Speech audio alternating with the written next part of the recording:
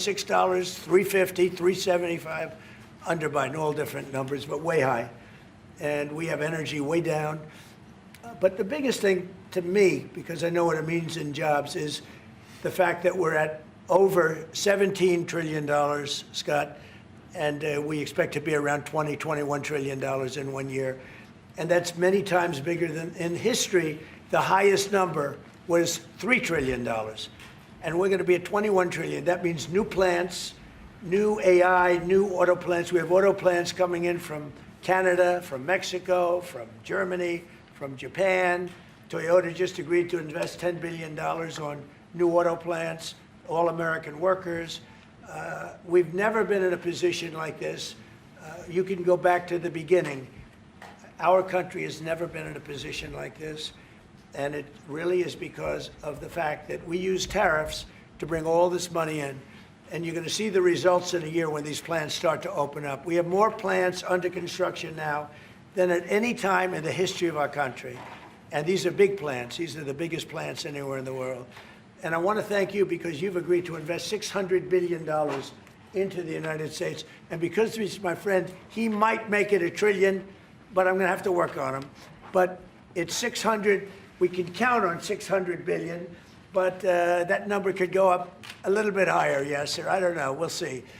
But we appreciate it very much. So Saudi is going to be investing at least $600 billion, and that means investments in plants, in companies, money on Wall Street, and what it really means for everybody that really counts is jobs, a lot of jobs.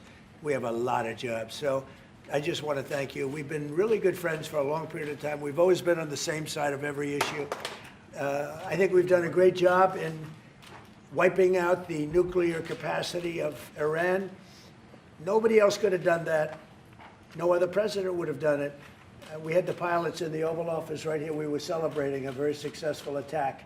So I had them in with that beautiful B-2 bomber that's over there. And they said, sir, for 22 years, we practiced this attack. Our predecessors, these were very young guys, so 22 years, they said our predecessors and us practiced the attack on Iran, but no president ever gave us the go-ahead. 3 times a year they went out and they practiced the attack. Nobody let us do it until you came along, and I let them do it because it was the right thing to do. You can't have a nuclear Iran. And so we put you in a very good position. But I just want to say it's an honor to be your friend, and it's an honor that you're here. And if you'd like to say a few words, but thank you very much. Well, thank you, Mr. President. This relation has been a relation for about 9 decades, and we've been working together for a long time. But today it's a very important time in our history because there is also a lot of things that we're working on in the future. We believe in the future of the United States of America. We believe in what you're doing, Mr. President, really creating a lot of good things and good foundation to create more economical growth, more business in America. And it will also your work for the world peace. I believe, Mr. President, today and tomorrow we're going to announce that we are going to increase that $600 billion to almost $1 trillion of investment, real investment and real opportunity by details in many areas. And the agreement that we are signing today in many areas in technology, in AI, in earth materials, magnet, etc., that will create a lot of investment opportunities. So you are doing that now. You're saying to me now that the 600 billion will be 1 trillion. Definitely, because what we are signing, it will facilitate that, and we I like will that build very on much. it. Go ahead. He works hard. No, that's great. I appreciate that. That's great. We're doing numbers that nobody's ever done.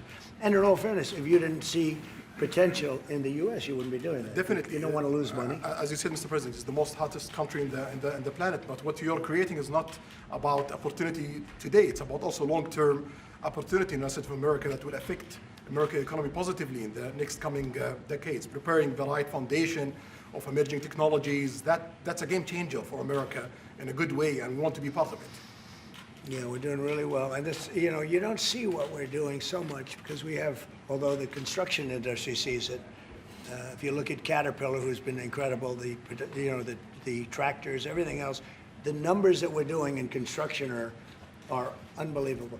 Some of the plants that we're building, AI, and they're building their own electric with the plant. I gave them the right to build their own electric with the plant because no country, frankly, will have this. China's working very hard to produce enough electric, but we're beating China substantially at AI, which is a big thing.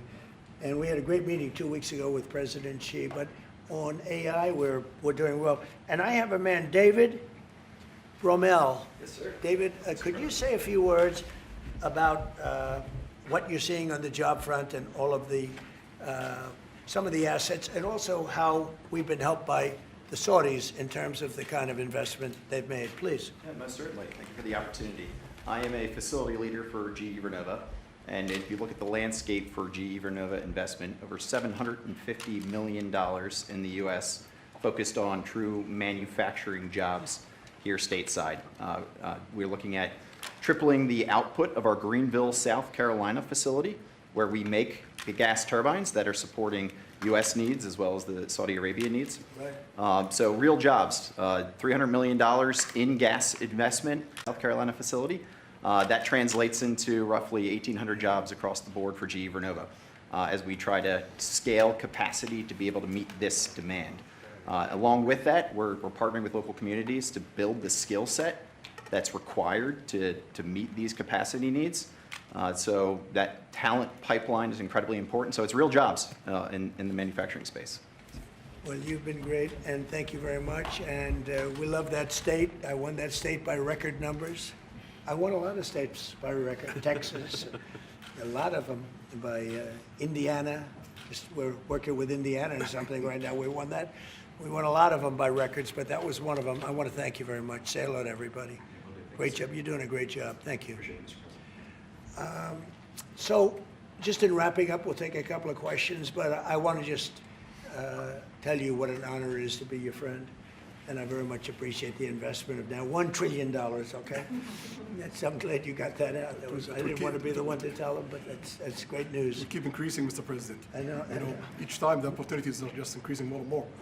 Well, the opportunities, right? You know, we're doing better. Even if you look back 6 months ago, I mean, now all of a sudden you feel even better. So, and I think we're only going to go in one way. Does anybody have any questions? Mr. President, have you approved the export licenses for advanced chips to Saudi Arabia? The export licenses? We are working on that. We're negotiating that right now. Marco, do you want to talk about that, or Scott? Well, I mean, that's part of, we may have announcements on that later today, but that's what we've been working on is the mechanics by which something like that can be achieved, and it's part of the broader process, part of this broader engagement and cooperation between our two countries. Certain levels of chips. Yeah. And for the Crown Prince, Your Royal Highness, you're talking about $1 trillion of investment. Could the kingdom continue to do that with oil prices in the mid-60s? We are not creating a fake opportunities to, please America, please President Trump. It's real opportunities. For example, when you ask about the AI and the chips, Saudi Arabia have a huge demand of, a huge need of computing power, and we're going to spend in the short term around $50 billion by consuming those semiconductors for our needs in Saudi Arabia. And with the agreement that we're going to have with North America, that will allow us to focus that consuming power in the short term by $50 billion from North America, and long term with hundreds of billions of dollars in the long term. So there is a lot of real opportunities that fit to our need in Saudi Arabia and fit to our investment strategy. Mr. President, is it appropriate, Mr. President, for your family to be doing business in Saudi Arabia while you're president? Is that a conflict of interest? And Your Royal Highness, the U.S. intelligence concluded that you orchestrated the brutal murder of a journalist. 9/11 families are furious that you are here in the Oval Office. Why should Americans trust you? And the same to you, Mr. President. Now, who are you with? I'm with ABC News, sir. You're with who? ABC News, sir. Fake news, ABC fake news, one of the But the worst, question is one of the legitimate, worst sir. in the business. But I'll answer your question. Thank you. I have nothing to do with the family business. I have left, and when I've devoted 100% of my energy. What my family does is fine. They do business all over. They've done very little with Saudi Arabia, actually. I'm sure they could do a lot. And anything they've done has been very good. That's what we've done. We've built a tremendous business for a long time. I've been very successful. I decided to leave that success behind and make America very successful. And I've made America more successful by far than it ever was, and that it ever could have been, no matter who was president. There would be nobody bringing in $21 trillion, that I can tell you right now. As far as this gentleman is concerned, he's done a phenomenal job. You're mentioning somebody that was extremely controversial. A lot of people didn't like that gentleman that you're talking about. Whether you like him or didn't like him, things happen. But he knew nothing about it, and we can leave it at that. You don't have to embarrass our guest by asking a question like that. It's okay, since you asked, Mr. President, please, go ahead. if you allow me to answer. You know, I feel painful about, you know, the families of 9/11 in America, but, you know, we have to focus on reality. Reality based on CIA documents and based on a lot of documents that Osama bin Laden, he used Saudi people in that event for one main purpose, is to destroy this relation, to destroy the American-Saudi relation. That's the purpose of 9/11. So whoever buying that, that means they are helping Osama bin Laden's purpose of destroying this relation. He knows that strong relation between America and Saudi Arabia, it's bad for extremism, it's bad for terrorism. And we have to approve him wrong and to build our relation, to continue developing our relation. It's critical in the safety of the world. It's critical against extremism and terrorism.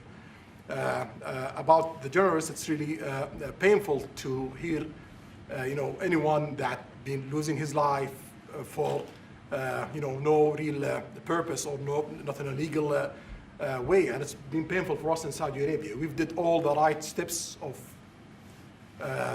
investigation, etc., in Saudi Arabia, and we've improved our system to be sure that nothing happened like that, and it's painful and it's a huge mistake, and we are doing our best that this doesn't happen again. Mr. President, Mr. President. this side, Mr. Thank you, President. Mr. President. The Crown Prince has been instrumental in helping lifting the sanctions on Syria. Will there be any joint investment between the U.S. and Syria? And will you visit Damascus? Are you from Syria? No, but Where are you from? I'm from Palestine. Oh, you're making a lot of progress, huh? Very good. Well, they like me. The Palestinians like me. The Palestinians are doing very well, actually. I think we're working very closely with a lot of people to make everybody happy, including Israel, the Palestinians, and everybody. That's very interesting. No, I think that I will tell you, the Crown Prince called me, and he specifically asked me if I would lift the sanctions on Syria, because he wants to see Syria make it. As you know, the leader of Syria was just here, and we had a great meeting, and he's a strong guy, and I guess you need a strong person to run it. And I think Syria's made tremendous progress. We did lift the sanctions at the request of the Crown Prince. Also, the president of Turkey, Erdogan, called me specifically. He said, you know, if you don't lift the sanctions, Syria doesn't have a chance. If you do, they have a very good chance. And between the two of them and some others, I lifted the sanctions. And the results so far have been pretty good. President, Can I ask you a question about the F-35s that are being sold Sure. to Saudi Arabia? Are these the same ones that are being used by the Israeli military? And if so, how does that allow for the qualitative military edge for Israel? And then I want to ask you, because you brought up the plight of the Palestinians, are you aware of relocation flights to South Africa that are taking place right now? Which flights? There are relocation flights that are taking place. Some Palestinians are being charged up to $2,000 I'm a not going to seat. South Africa for the G20 because I think their policies on the extermination of people are unacceptable.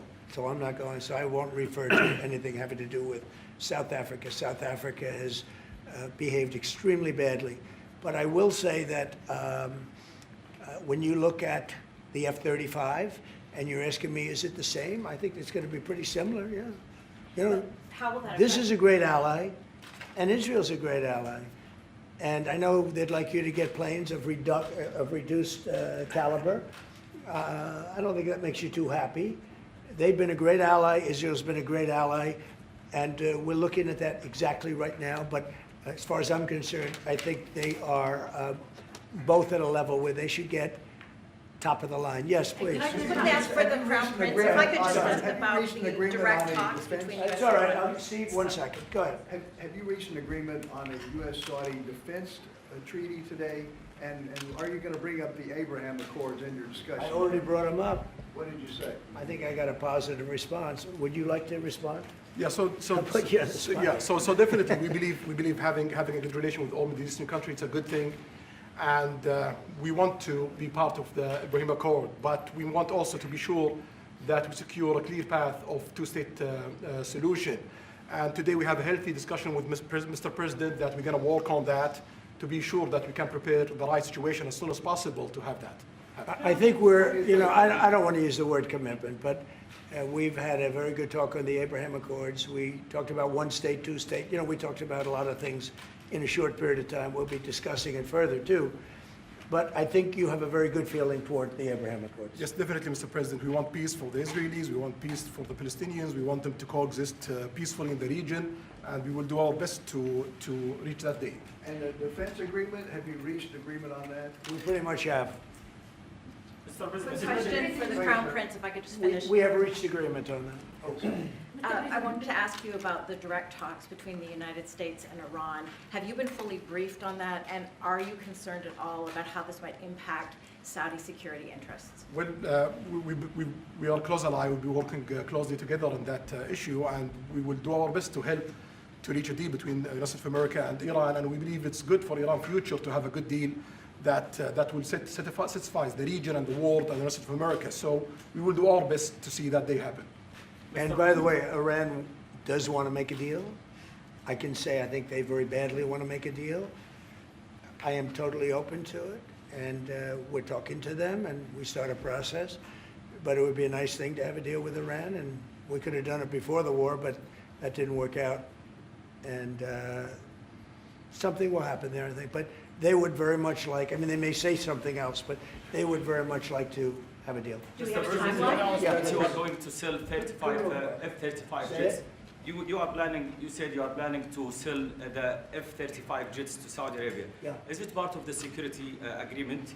And how you assess the defense partnership between Saudi Arabia and the United States? And the question was... Well, I just said it, though.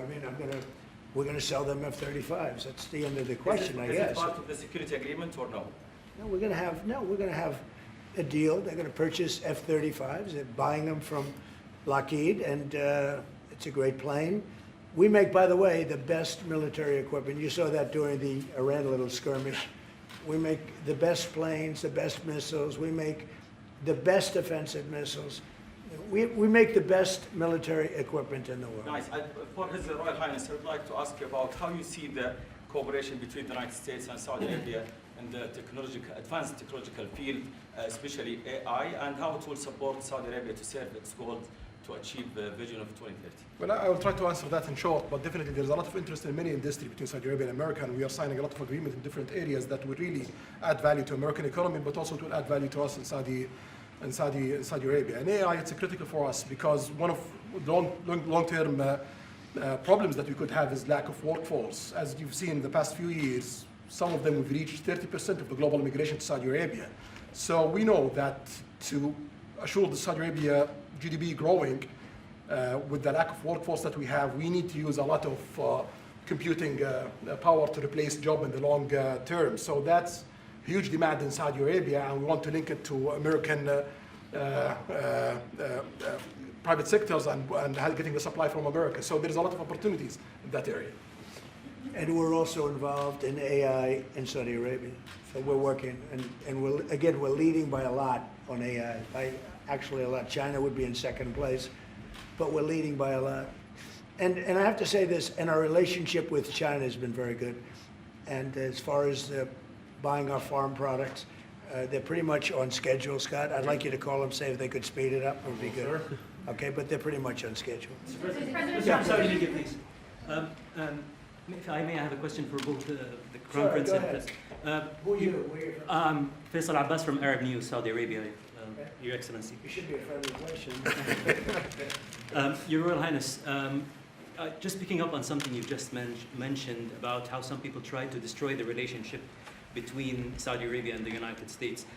Perhaps, since the launch of the vision, we've been used to having the bigger picture and that everything fits into the bigger picture. Might you want to elaborate a little bit about where is the relationship, the bilateral relationship, the strategic partnership between Saudi Arabia and the United States heading, and what's the big picture there?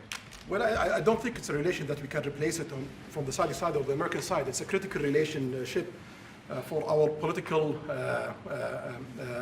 attempt, for our economical attempt, for our security, for our military, for for many things, and it has been there for 9 decades, and the opportunities that we have today, it's huge, and seems that it's going to get deeper in the next few decades. And what we are having today and tomorrow with President Trump, it's really a huge new chapter on this relation that will add value to both of us.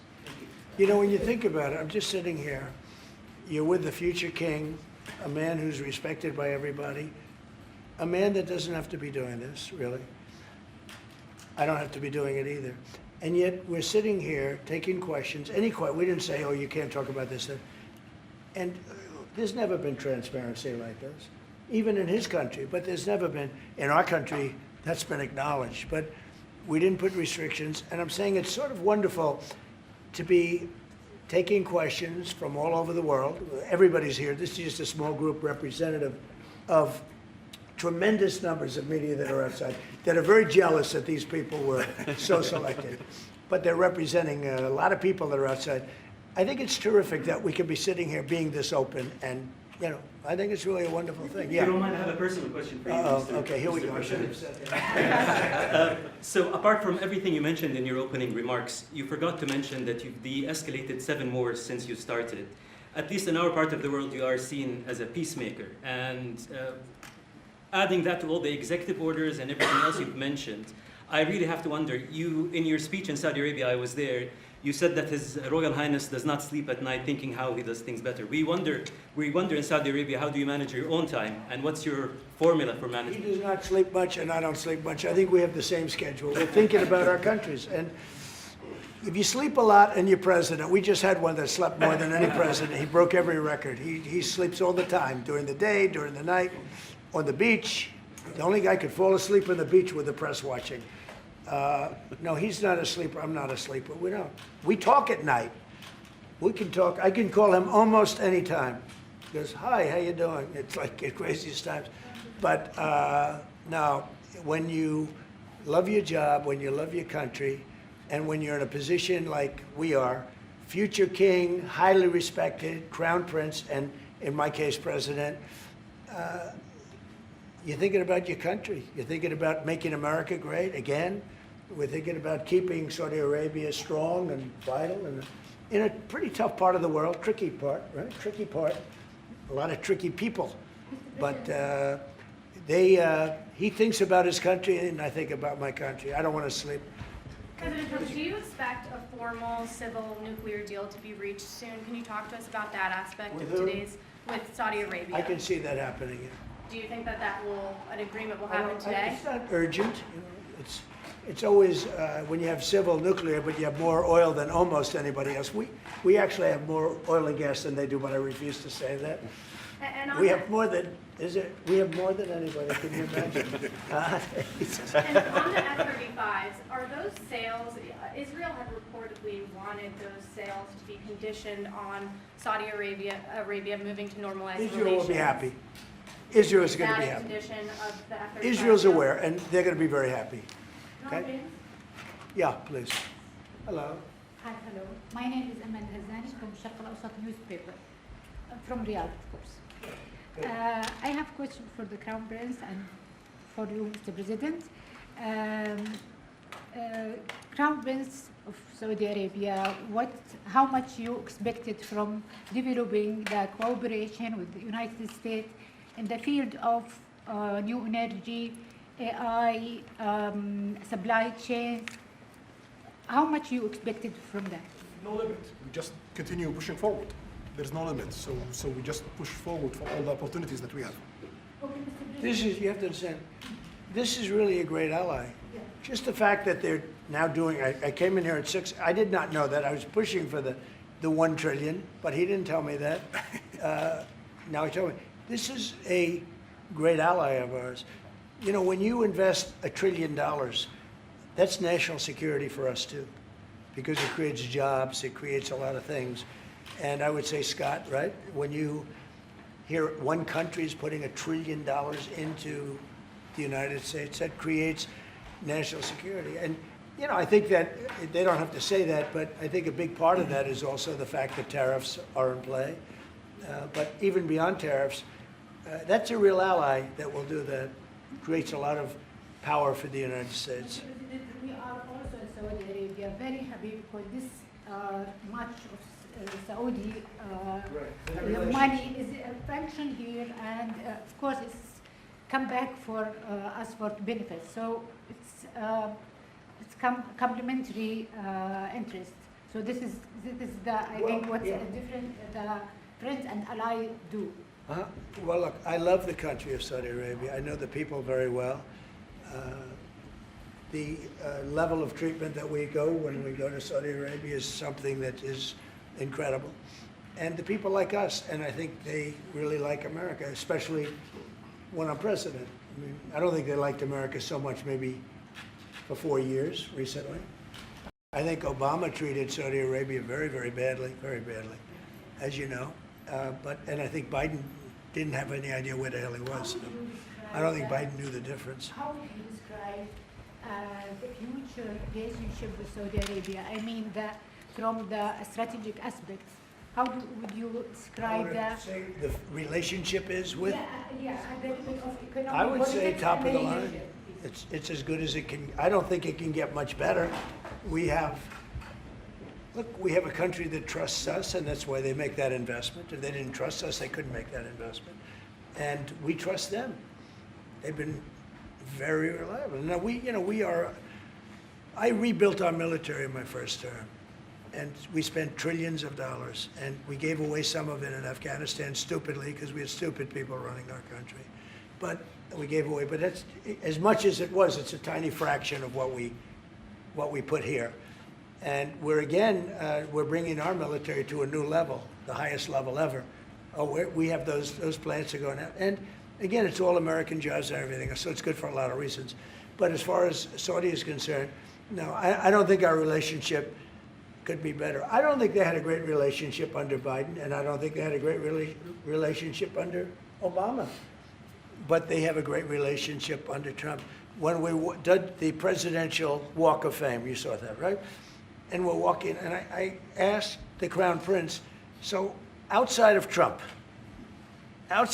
because I blow everyone away, who was the best president for Saudi Arabia? And you could maybe, it's an interesting answer, I don't know. Roosevelt, who started it, which is a Democrat. And Reagan, he's one of the historical presidents that have close ties with Saudi Arabia. But we've worked with all presidents. Does Trump blow them all away? No, it's another league, Mr. President. Mr. President, And Trump doesn't give a fist pump. I grabbed that hand. I don't give a hell where that hand's been. I grabbed that hand. Remember Biden? He travels for 20 hours, gets out, and he gives a fist bump. No. When you get out of the plane and you got the future king and the man who's one of the most respected people in the world, you shake his hand. You don't give him a fist bump, right? We don't want to ask you about that, but I can't imagine you were thrilled. You were like a little bit surprised. He's a fantastic guy. You don't do that. Yeah, please. we're getting closer to the end of the year. Have you started the interviews for the Fed chair? Yes. Who have you interviewed? I think I already know my choice. Who is it? Well, I liked him, but he's not going to take the job. He refused. You like Treasury better, right? Much better, sir. So we are talking to various people. And frankly, I'd love to get the guy currently in there out right now. But people are holding me back. He's done a terrible job, hurting housing a little bit. The truth is, we've been so successful, we've blown past his interest rate stupidity. He's been wrong. That's why I call him too late. He's too late. Jerome Too Late Powell. He was recommended to me by a guy that made a bad choice. And it's too bad. But despite that, it's having very little impact because we have all of these things happening. But it has an impact on housing to a certain extent. He's a fool. He's a stupid man. But we have some very good people. Yes, sir. You'll be sitting down with them in the near future, and we have some surprising names, and we have some standard names that everybody's talking about. And we may go the standard way. It's nice to every once in a while go, politically correct. But we have some great names. Steve, Have you please. talked to President Maduro of Venezuela yet? Are you still No. open to that? He wants to talk. Yes, sir. Yeah, I'm open to talk. I talk to everybody. But no, he wants to. They treated us very badly. They sent all of their prison population into the United States, and we're getting them out rapidly. But he sent all of his, and he sends drugs into the United States and other things. No, he treated us badly. He was dealing with a bad president, and he was able to get away. We have now, I think we have the strongest borders anywhere in the world. Nobody's coming in unless they come in legally. You know, we've taken very weak borders where millions of people came in. For the last 6 months, I mean, I don't do these reports. They say 0 people have been able to come in. Is that pretty good? Mr. I don't know if President, that's right, but it's pretty Mr. President, why wait for Congress to release the Epstein files? Why not just do it now? You know, it's not the question that I mind, it's your attitude. I think you are a terrible reporter. It's the way you ask these questions. You start off with a man who's highly respected, asking him a horrible, insubordinate, and just a terrible question.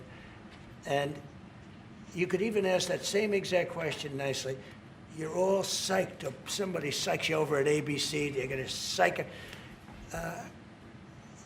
You're a terrible person and a terrible reporter. As far as the Epstein files is, I have nothing to do with Jeffrey Epstein. I threw him out of my club many years ago because I thought he was a sick pervert. And I guess I turned out to be right. But you know who does have? Bill Clinton, Larry Summers, who ran Harvard, was with him every single night, every single weekend. They lived together. They went to his island many times. I never did. Andrew Weissman, I hear. All these guys were friends of his. You don't even talk about those people. You just keep going on the Epstein files. And what the Epstein is a Democrat hoax to try and get me not to be able to talk about the $21 trillion that I talked about today. It's a hoax. Now, I just got a little report, and I put it in my pocket, of all the money that he's given to Democrats. He gave me none, 0, no money to me. But he gave money to Democrats. And people are wise to your hoax. And ABC's, your company, your crappy company, is one of the perpetrators. And I'll tell you something. So why not just sign it now? I think the license should be taken away from ABC because your news is so fake and it's so wrong. And we have a great commissioner, the chairman, who should look at that because I think when you come in and when you're 97% negative to Trump and then Trump wins the election in a landslide, that means obviously your news is not credible and you're not credible as a reporter. So I've answered your question. You should go and look at the Democrats who received money from Epstein, who spent their time. Larry Summers was with him all the time. That creep, the fund guy, was with him all the time. What's his name? Who? Reid Hoffman. I don't know Reid Hoffman, but I know he spends a lot of money on the radical left. Reid Hoffman, in my opinion, should be under investigation. He's a sleazebag. And those are the people, but they don't get any press, they don't get any news, and you're not after the radical left because you're a radical left network. But I think the way you ask a question with the anger and the meanness is terrible. You ought to go back and learn how to be a reporter. No more questions from you. Who else has a question? Prince, very quickly, I want to ask you, how much money is Saudi Arabia giving for Gaza reconstruction? We are in discussion about that. Still, there is no amount being It'll be a lot. named, but It'll be a we lot. will definitely help. Yeah, he's gonna. It's very important to him. And a quick follow-up, the International Security Force, given your pledge there would be no U.S. boots on the ground, what is the U.S. role going to be in that? And how do you sort of ratify the allegations that this could undermine Palestinian sovereignty and even the path to statehood? Look, I think we're going to get along great with the Palestinians, and we know their leadership. We just had a very, you hate to say war, but it was a war. Very, very successful. And you could say really it was on behalf of everybody. We did that on behalf of everybody. And the outcome was extraordinary because we had the best pilots, the best equipment, the best planes, the best everything. And Israel bought the best equipment. They bought it from us. Everything's from us. It all starts here. This office, I was talking to the Crown Prince a little while. You walk into this office, for somebody from the outside, the Oval Office, It's the most powerful place in the world. You're standing right now in the most powerful place in the world. And no matter how big you are, these are the biggest people, the richest people. They walk into this office. It's special, isn't it? Look at him. He's so happy to be here. But you walk into this office. It's the Oval Office. And we've done a lot of good with this office. I've stopped actually 8 wars. I appreciated your question before. But I've actually stopped 8 wars. I have another one to go with Putin. I'm a little surprised at Putin. It's taken longer than I thought. But we stopped India and Pakistan. I could go through the list. You know the list better than I do. I'm very proud. And I stopped one that was almost ready to start again. You know, there was one that was ready to start. And they're doing very well. So and it all took place right here in the Oval Office, whether by telephone or whether by they came in. Many of these leaders have come in, and you know they signed their peace deals right here in the Oval Office. So no matter if it's the biggest business people in the world or the greatest leaders in the world, the biggest leaders in the world, like the gentleman on my right, everybody walks into the Oval Office and they say, wow. And now, by the way, the Oval Office is in the kind of condition that it should be in. Whether you look at the walk or the marble floors or anything down the road, we're fixing the White House. We're building one of the greatest ballrooms ever to be built. You know, we have an event tonight, and we're going to have about 118 people because we have a very small room. For 150 years, they've wanted a ballroom, and now you're going to get a great ballroom. And I have to say, I probably made a lot of enemies because in your honor, we're having a dinner tonight, a beautiful dinner tonight, and we have a very small room, right? It's called the East Room, and it's beautiful, it's lovely, but it's like for a little cocktail before you go into a ballroom. It's a very small room. They've wanted a new ballroom for 150 years. We could have sold the big ballroom out 3 times in honor of this gentleman.